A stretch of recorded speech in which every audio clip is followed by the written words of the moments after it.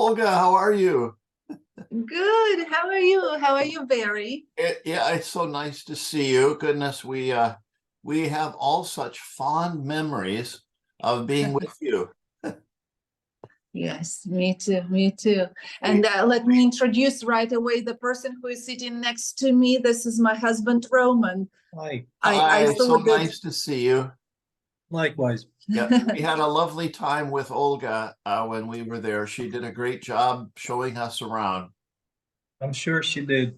yes, Roman is also a tour guide, and I decided that we will, if you don't mind, we would be here together because maybe Oh, some of the questions it would be easier for him to answer, yes. depending, I don't know. No, not at all. That's wonderful. Thank you. Yeah, Yeah. thank you so much. We remember when we were there with you, Olga, your son was, I think, maybe in high school, but about to be in the IDF for is it a 1 year service at that time? No. IDF is 3 years for all the boys. As soon as they turn 18 after high school, they go Okay. to the army for 3 years. And as Okay. for the girls, all the girls have to go as well. They go for 2 years. Okay. Yes. Okay. Well, tell me how you folks are doing. It must have been a shock on Saturday morning to wake up and find out what was going on. Um, well, I will start with my experience because, in fact, we were not together on Saturday morning. I took my son on a tour. Younger son, not the son that you are mentioning now, but the younger one who is 16. I took him on a tour to Jordan. So we were in a group of 15 people, 15 Israelis. We visited Wadi Rum, Petra, all those beautiful places in Jordan. And on Saturday, it was our last day of touring. We were supposed to just to have a lazy morning and go to the border and cross over to Israel. So we were done with the program basically. And early in the morning, I wake up, I look into my telephone and I see that Roman tried to contact me quite a few times already. So I called him and he briefly said that, the situation is very serious. I was not able to understand the scale. I understood that there were some problems, but it wasn't getting through to me that it was a tragedy. It was a huge tragedy. So all the 15 of us, all those Israelis, we got together in the lobby of that Jordanian hotel, and we started to think, how are we going back to Israel? What's going on? How can we make our way back to Israel? And we couldn't go back to the southern border crossing, which is in Eilat in the Red Sea, because that was already blocked, that was already closed. And even if we could cross it over to Israel, then we couldn't make it back to our home because all the southern roads were either blocked with our army or occupied by terrorists. It was absolutely unsafe to use those roads. And that's why the decision was made to go to the other border crossing, which is in the northern part of Jordan. We crossed over, and I wasn't sure if my husband would be able to come and pick me up from the border crossing, because once again, the situation on the roads was unclear. Luckily, he was able to come and pick me up, my son up, and also one of the girls who didn't have anybody to pick her up, so we took her home. And when we arrived, that's when I started looking more into the news, and as we were driving, it was absolutely clear that something is very wrong, because it was Saturday. I mean, it's a day off, the afternoon, when usually lots of Israelis out on the roads going to visit their friends, relatives, going to the sea, from the sea back home, etc., etc. But the roads were almost completely empty. Wow. It was such a weird feeling. And well, I will stop here and will let Roman speak, because he was actually here. We live 15 minutes outside Jerusalem. Basically, we live in Greater Jerusalem, and I will let him share his experience on Thank Saturday you. morning. Thank you, Olga. I guess it's better to say that the war came unexpectedly, not just to all of us here in this house, but to the entire nation of Israel. Things between Jews and Arabs are happening pretty much every year. There is a certain history of violence and blood between the two people, but nothing of this caliber, nothing of this magnitude of violence has occurred over the last 50 years at least. And the war came to our family one day prior, before she and our son Michael returned from Jordan. I was in Jerusalem, that's Friday, and that was the last day of the tour that I've been guiding. And we had a lovely group of American Christians, like 30 people or so. And we were supposed to spend the entire day in Jerusalem. And all of a sudden, first thing in the morning, like 4:30 in the morning, I get a call from my driver. And he says, well, are you aware of the things that are happening in the south, meaning border with Gaza? And I say, well, things are always happening there. He says, no, this time it's different. So I look into the news, I see that, and they don't tell us how many, but they said jihadists, terrorists that infiltrated Israeli territory, which hasn't happened since 1950s, I would say. And they're killing Israeli civilians, they're taking people hostages, and in addition, there's a heavy rocket barrage over the Gaza border. And I said, wow, that is crazy, but I'm sure Israeli army will take care of it in a matter of hours. So I said, we're in Jerusalem, we're hours from that, so no harm to us. Let's go and get the people on the bus. So we arrived at the hotel in Jerusalem, and as we board the bus with the people, and I haven't said anything yet to the group, I just spoke to the group leader and I say, hey, so that you are aware things are happening in the south, but we don't expect this to blow out of proportion. So as we board the bus, the sirens go on. Jerusalem is hit, and peoples are peoples. I say, hey guys, this is what it is. Please do me a favor, get off your seat, follow me as quickly as you can to the hotel lobby, and I will explain what's happening. So we went into the lobby. I put them as far away from the windows as I could, behind the walls, and I briefly introduced them to what's happening, even though I did not quite understand what was happening. And the rest of the morning hours we spent running back and forth from the bomb shelters and then back to the bus, because we thought this is going to be blown over, this is going to be over, this is going to be over. No, it wasn't. They were rocketing Jerusalem all day.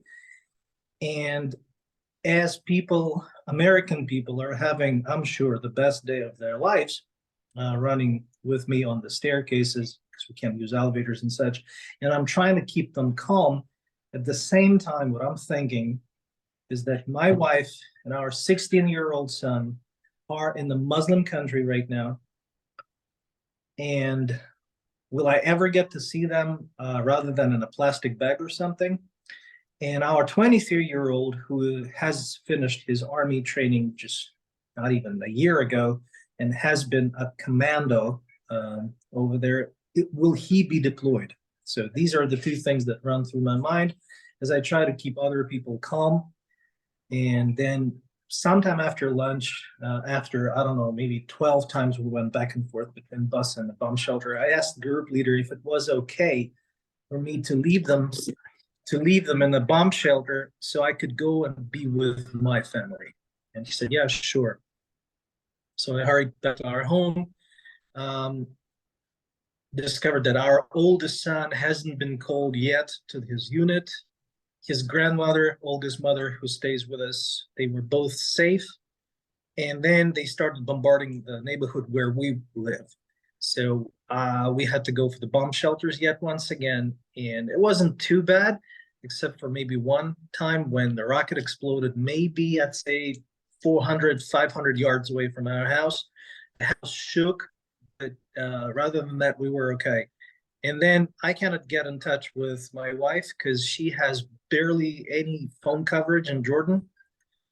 unless it's a Wi-Fi at the hotel. And so only then, Friday night, I get in touch with her, and she is not aware. I mean, she is still in a, how should I say, party mode.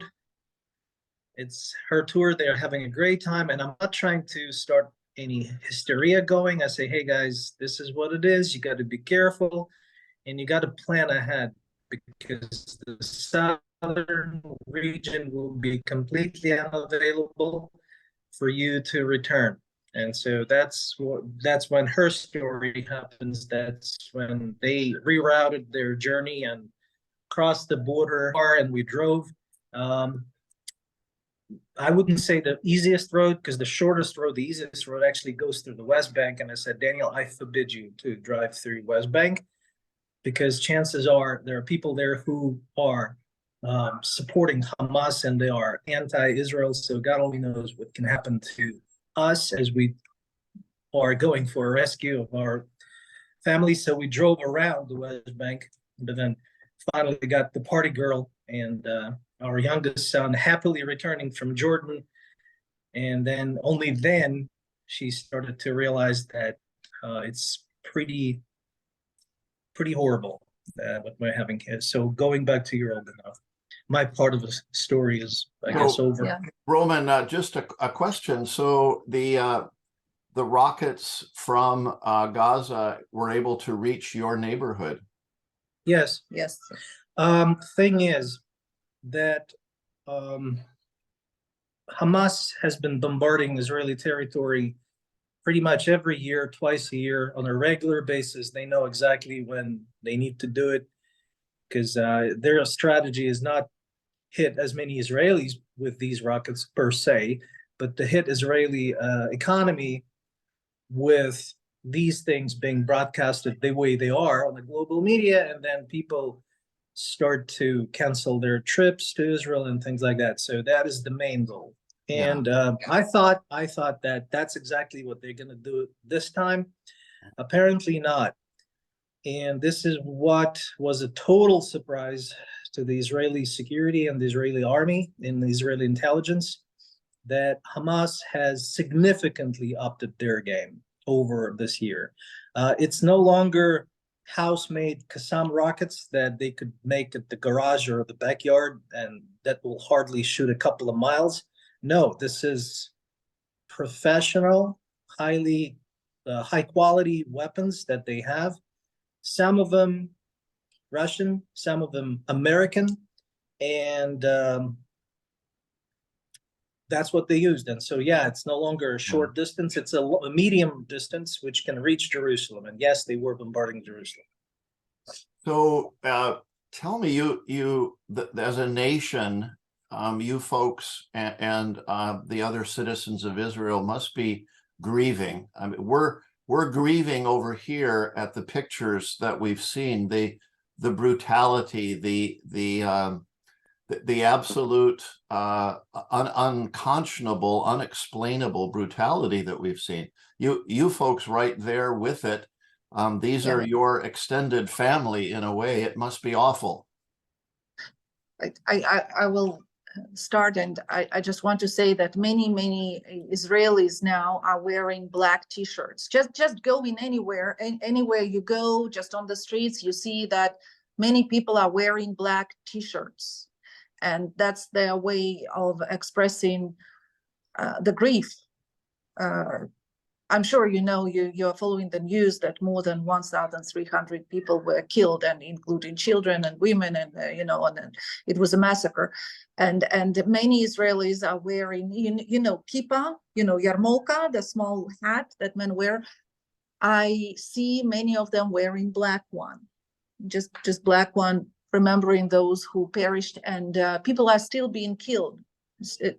Even now, as we are talking, they're fighting at the border, at the southern border. And yesterday I attended a funeral. It's praise God, it's none of our relatives and none of our friends, people that we really know. It was a lonely soldier who made it to Israel in the year 2000 2017, I think. I guess you have to explain what a lonely Yeah, soldier do you is. know the concept of what is a, oh, sorry. Do you know Okay. concept of what is a lonely soldier? Yeah, I'm not sure all of our people do though. Olga, please explain. Okay, so it's a Jewish person, you know, a person of some Jewish origin, and who immigrates, who makes his way to Israel to serve in the army, and he is all alone. He doesn't come with his mother and father or his spouse because he's not married yet. He doesn't have a family of his own. He's here by himself. He is supported by the government. He has a family, a local family that allows him to come on Shabbat, on It's like a holidays. foster family or Yeah, so. kind of something like that. But the person here is without any of his relatives, basically.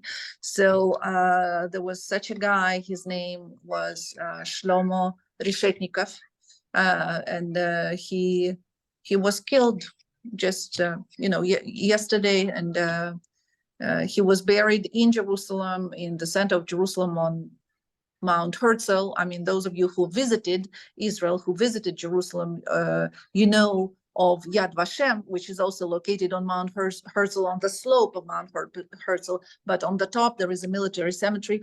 And as I went there to support his family, because only his mother was able to come for the funeral. Out of his entire family, only one person, only his mother was there.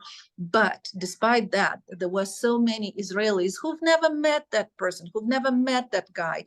But there were, I would say, I would estimate maybe 150 people who came just to pay tribute to that guy who came from a different country. He wasn't born and raised here, but he came and he fought and he served this country and he gave his life. Yeah. And that was, it was incredible, but it was so heartbreaking to see many Yeah. graves there, Yeah. many new graves, many soldiers have been killed, many. And to be honest, you say that you've seen devastating images, pictures of the massacre and stuff. I have to say that I try not to see that. I try not to watch it. I don't watch any of those terrible videos. As soon as I see that there are some pictures that I don't want to see it, because I have to try to stay calm. Yeah. I have to try to stay normal. I don't need to panic. It's not gonna help anybody at all. And the time will come, and I will go back to all this, and I will look more into what people had to go through. In general, of course, I understand the absolute horror what happened over there, but I'm trying not to watch any video stuff. So your son was trained with the IDF. Is he Yes. automatically a reservist then? Yes, he is. Yes, he is. Okay. Yes. Yes, he is. And we were expecting him to be called back to his unit, back to his lieutenant, and we were expecting him to be sent into action right away, based on his training, based on his military profile. However, just before he finished his obligatory army training, he was offered an army job in a completely different field. So that's where he is at right now. And he was not sent back to his unit, which means he is doing something else and he is not on the front line, so to say. Yet Yeah. he serves his nation, which probably is the biggest factor that helps Olga and I to stay calm. Yeah, no, I understand that. So is he in a civilian job supporting the army at this point? No, it's no, not a no. civilian It's a military job, but we're not allowed to disclose what kind Yes, of job. Barry, Okay. before you, I know it's very interesting. I understand everybody is asking us about our son, because I mean, all our friends and acquaintances, they know that he served in IDF and he was in a special unit and all that. So immediately the first question is about him, but we are not allowed to talk about it. We Yeah. are not allowed to talk, to write about it, to talk about it, because this is what we are doing. It's internet, and anybody can pretty much have access Absolutely. to this Yeah. Information if and they want to. yeah, It's Yeah. classified, so to say, And have- for security reasons. and very, very often, even when he was in his 3-year service, we wouldn't know where he was. He Yeah. was not allowed to talk even to us as to where he was, where Yeah. he is. He signed many papers so he's classified. So Well, I'm we glad. cannot talk, and pretty much we don't know much ourselves. you Yes. know. Except Yeah. for when we talk to him, he says, "Mom, Dad, I'm okay. All is good. All of my comrades in arms are okay. Everybody's safe here. Good. Don't worry." Well, I have 25 years in the US military, so I understand the dynamics that you're talking about. And I'm so glad to hear he's safe because, again, Olga, we remember just before he went in, the concern that you had back then. And I'm glad that he's safe. But certainly there must be quite a bit of angst over 360,000 reservists called up. Lots of families have loved ones that are prepared Yes, for yes. who knows what. Yes, exactly. The entire country, that prior to this war, the country was a little bit divided with all this. Not a little bit, Yeah. significantly divided. We Yeah. were on the breast of a civil war. And Yeah. this is probably why our enemies could not have picked a better moment to attack us. Yeah. Yeah. Because the house that is divided shall not stand. And that's what they were hoping for. Yes. Yes. But anyway, in a blink of an eye, the entire country is just one, and half of the country is serving because all those reserve soldiers, not all of them, but many of them were called. And the rest of the country is praying. The rest of the country is helping those soldiers because those people were called and they had to report to the base, to report to a certain place pretty much immediately. They didn't take much with them, they didn't prepare a bag, in advance the night before. Right. They just stood up and went. Yeah. Sometimes forgetting to take toothpaste and toothbrush, Yeah. and that's why there are lots of people now who are in touch with different bases and finding out what soldiers need. Sometimes flashlights, sometimes blankets, sometimes towels, sometimes shampoo, toilet paper, very simple things. And many people are donating money. Many people are bringing to certain centers. And then there are other volunteers who take that to certain locations for the soldiers. Many people are going to donate blood now. There are lines of people standing to donate their blood. Up to the point when the hospitals would take no more blood. Wow. We have no way to store it. So Wow. Yes. Wow. Also, obviously, doctors have a lot of work to do. Doctors, nurses, people who work in the hospitals. But because of the situation, the kindergartens are not working at the moment, and schools are not open at the moment. Yeah. And that's why the doctors and nurses who have children, sometimes they have to take the children with them to the hospital. So in the hospitals now, there are some rooms given to the children, and there are volunteers invited to play with the kids, kind of keep an eye on the kids, so that their parents could continue to do their job, saving Right. lives. So you two are both guides. How is this going to affect your living, your jobs?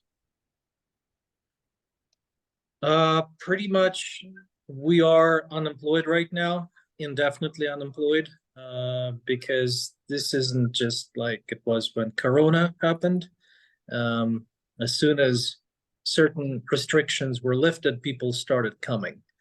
This time with a wave of violence, which is unprecedented. People will take months before they will decide that they want to go to a place where their life could be on the line.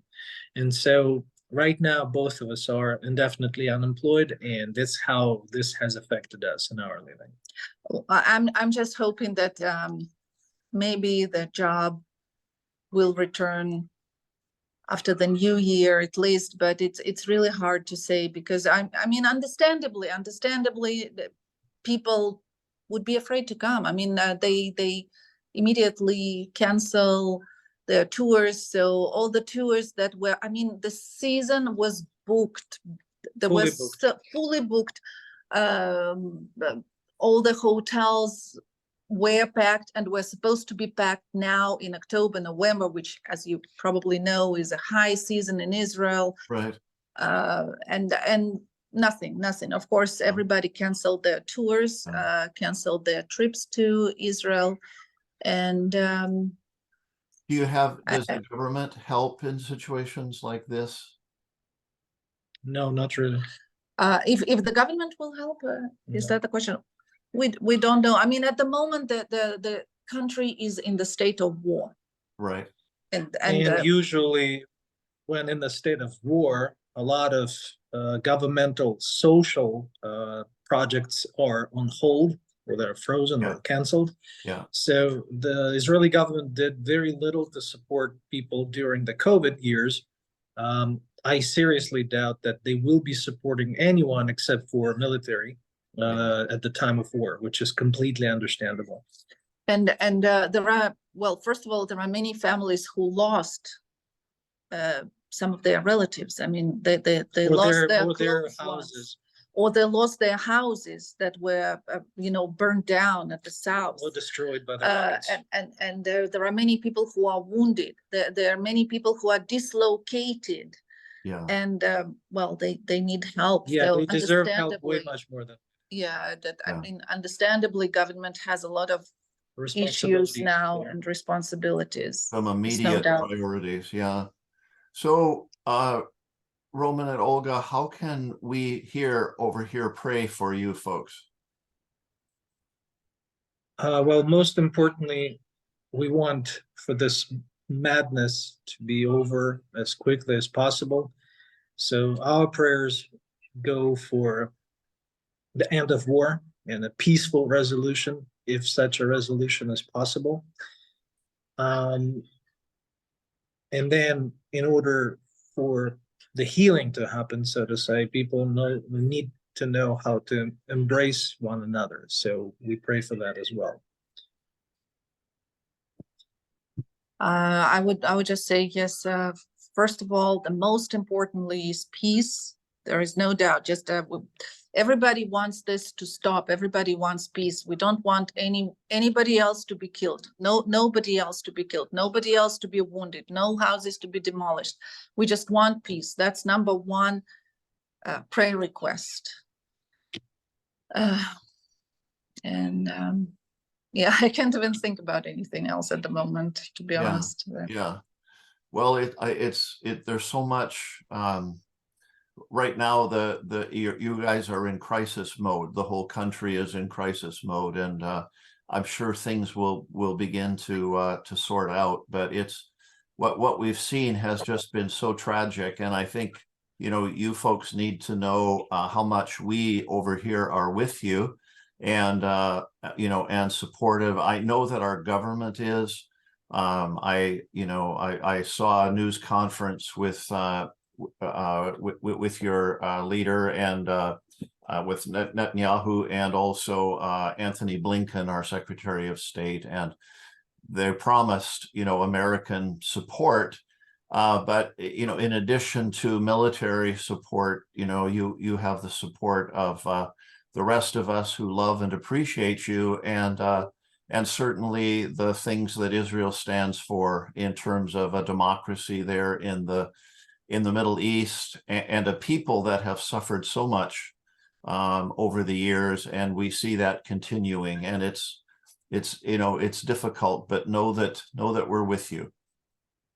Thank Thank you, you. Pastor Barry. Thank you.